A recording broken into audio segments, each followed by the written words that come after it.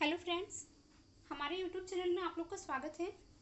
दोस्तों, मैं हूं प्रियंका गुप्ता और हम लोग पढ़ रहे हैं सीटेट एग्ज़ाम 2020 के लिए, जिसमें से इस टाइम पे हम पढ़ रहे हैं सामाजिक विज्ञान एवं शिक्षा शास्त्र। इसमें हिस्ट्री और ज्योग्राफी कंप्लीट हो चुका है। आज हम पढ़ रहे हैं नागरिक शास्त्र। आज के नागरिक शास्त्र में हम पढ़ेंगे संविधान के इस टॉपिक में से हम कुछ इम्पॉर्टेंट एमसीक्यूज करेंगे, साथ ही साथ जो लास्ट ईयर के पेपर में पूछे गए प्रश्न हैं उनको भी करेंगे। तो चलिए, अगर आप लोग अभी तक चैनल को सब्सक्राइब नहीं किया है तो कर लीजिए, जिससे कि आने वाली वीडियोस की नोटिफिकेशन आपको सबसे पहले मिले। चलिए हम अपना क्वेश्चन स्टार्ट करते हैं। पहला क्वेश्चन है हमारा, भारत में संविधान सभा के सिद्धांत का दर्शन सर्वप्रथम किसके द्वारा तैयार किया था? पहले का पहला सही आंसर है हमारा बाल गंगाधर तिलक। ठीक है। क्वेश्चन नंबर 2 है, निम्नलिखित में कौन सा कथन सही नहीं है? दूसरे में हमारा देखेंगे कौन सा कथन सही नहीं है। जो सही नहीं है वो चौथा है, 1924 में जवाहरलाल नेहरू ने संविधान की मांग की। ठीक है। क्वेश्चन नंबर तीसरा है, भारतीय संविधान सभा के संबंध में निम्न कथनों पर विचार कीजिए। तीसरे में हम देखेंगे हमारा कौन सा सही है। ए दिया है, संविधान सभा का गठन कैबिनेट मिशन योजना द्वारा किया गया। सही है। बी है, संविधान सभा के सदस्यों का निर्वाचन अप्रत्यक्ष रूप से विधानसभा द्वारा किया जाना था, जिसमें देशी रियासतें भी शामिल थी। हमारा तीसरे में सही आंसर है पहला, केवल ए सही है। क्वेश्चन नंबर चौथा देखेंगे, निम्नलिखित में कौन सा कथन सही नहीं है? चौथे में हम देखेंगे कौन सा कथन हमारा सही नहीं है, तो वो है चौथा, संविधान के सभी प्रावधान 26 नवंबर 1949 को लागू किए गए। ठीक है, यही ऑप्शन सही नहीं है। क्वेश्चन नंबर 5 देखेंगे, निम्नलिखित में कौन सा युग्म सुमेलित नहीं है? इसमें हम देखेंगे कौन सा हमारा सुमेलित नहीं है। जो सुमेलित नहीं है वो चौथा है, प्रांतीय संविधान समिति भीमराव अंबेडकर से सुमेलित नहीं है। क्वेश्चन नंबर 6 देखेंगे, निम्न पर विचार कीजिए। ए दिया है, जर्मनी का वाइमर संविधान। सही है। बी है, 1935 का भारत सरकार अधिनियम। यहाँ देखेंगे भारतीय संविधान में आपात उपबंध। ठीक है, हमारा बी सही है। ए और बी दोनों सही है, तो आंसर हो जाएगा तीसरा, ए बी दोनों। क्वेश्चन नंबर 7 है, निम्नलिखित कथनों पर विचार कीजिए। सातवें का पहला आंसर हमारा सही है, भारतीय संविधान में संघात्मक शासन तथा केंद्र की अवशिष्ट शक्ति का प्रावधान कनाडा से लिया गया है। बी दिया है, ये हमारा सही ऑप्शन है, बी देखेंगे, भारतीय संविधान में एकल नागरिकता अमेरिकी संविधान से प्रभावित है। गलत है, हमारा ए सही है और बी गलत है। क्वेश्चन नंबर देखेंगे हम 8, निम्न में से कौन सा युग्म सुमेलित नहीं है? 8वें में हमारा जो सुमेलित नहीं है वो है चौथा, केंद्र राज्य कनाडा। चौथा सुमेलित नहीं है। ठीक। क्वेश्चन नंबर 9 देखेंगे, संविधान के किस अनुच्छेद में अल्पसंख्यकों को शिक्षण संस्थान की स्थापना का प्रावधान किया गया है? 9वें में हमारा सही आंसर है चौथा, अनुच्छेद 30। क्वेश्चन नंबर 10 है, मूल अधिकारों के प्रवर्तन का अधिकार संविधान के अनुच्छेद 32 में दिया गया। डॉक्टर भीमराव अंबेडकर ने इसे भारतीय संविधान की आत्मा कहा है। अनुच्छेद 32 के तहत व्यक्ति मूल अधिकारों की रक्षा हेतु जा सकता है। क्वेश्चन नंबर 10वें में हमारा जो सही आंसर है वो है तीसरा, सर्वोच्च न्यायालय तथा उच्च न्यायालय दोनों में। क्वेश्चन नंबर 11 है, 42वें संविधान संशोधन 1976 में संविधान की प्रस्तावना में जोड़ा गया, क्या जोड़ा गया था? वो जोड़ा गया था समाजवादी, पंथ निरपेक्ष तथा अखंडता। क्वेश्चन नंबर 12 है, निम्न में से किस बात में सर्वोच्च न्यायालय ने प्रस्तावना को संविधान का मूल ढांचा माना? सही आंसर है हमारा दूसरा, केशवानंद भारती बात में। क्वेश्चन नंबर 13 देखेंगे, निम्नलिखित पर विचार कीजिए। यहाँ पे ऑप्शन दिया है सामाजिक न्याय, बी दिया है आर्थिक न्याय, सी दिया है राजनीतिक न्याय, डी दिया है धार्मिक न्याय।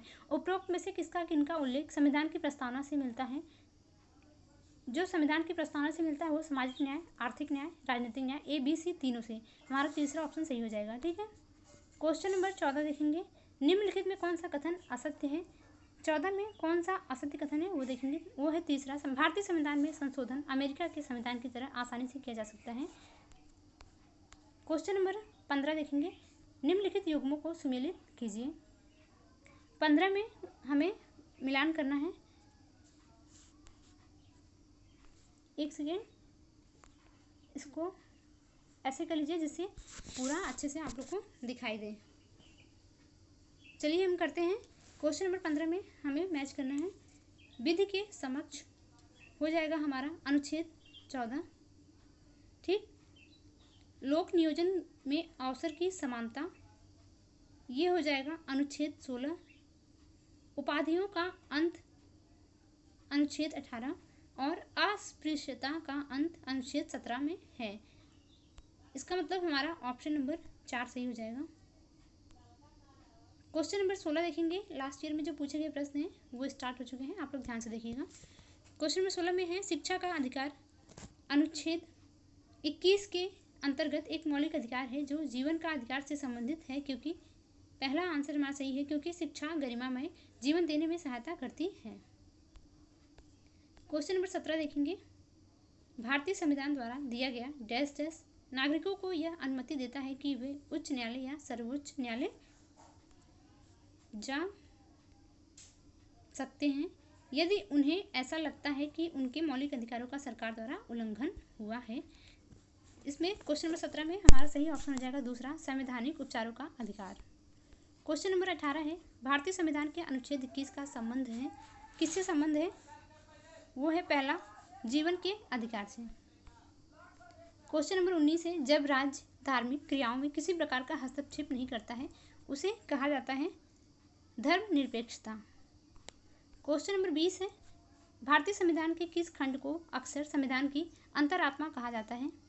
20वें का हमारा सही आंसर है चौथा, संविधान की प्रस्तावना। क्वेश्चन नंबर 21 है, संवैधानिक उपचारों का अधिकार देखेंगे हमारा कौन सा है? तीसरा सही है, नागरिकों के मौलिक अधिकारों की रक्षा करता है।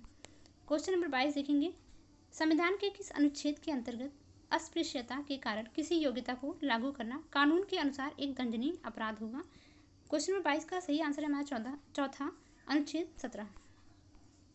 क्वेश्चन नंबर 23 देखेंगे, एक राज्य में यदि एक राजनेता यह तय करता है कि उसके राज्य में दूसरे राज्य के कामगारों को कार्य करने की अनुमति नहीं दी जाएगी तो इसमें कौन से मौलिक अधिकार का उल्लंघन होगा?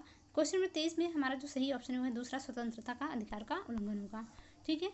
क्वेश्चन नंबर देखेंगे हम 24, संवैधानिक उपचार का अधिकार के अंतर्गत क्या आएगा?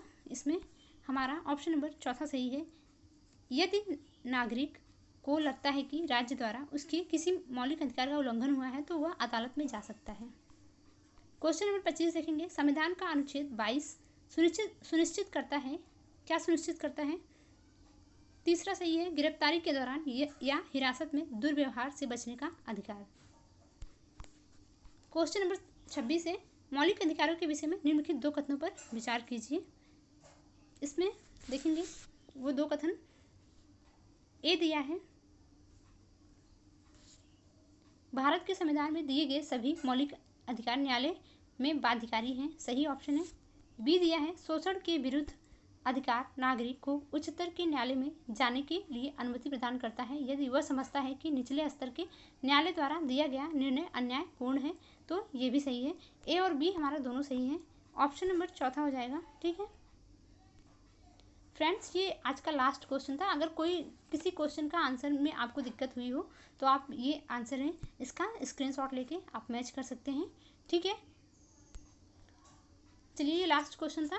नेक्स्ट वीडियो में हम पढ़ेंगे सरकार के बारे में। अगर आप लोग अभी तक चैनल को सब्सक्राइब नहीं किए हैं तो कर लीजिएगा, ठीक है। धन्यवाद।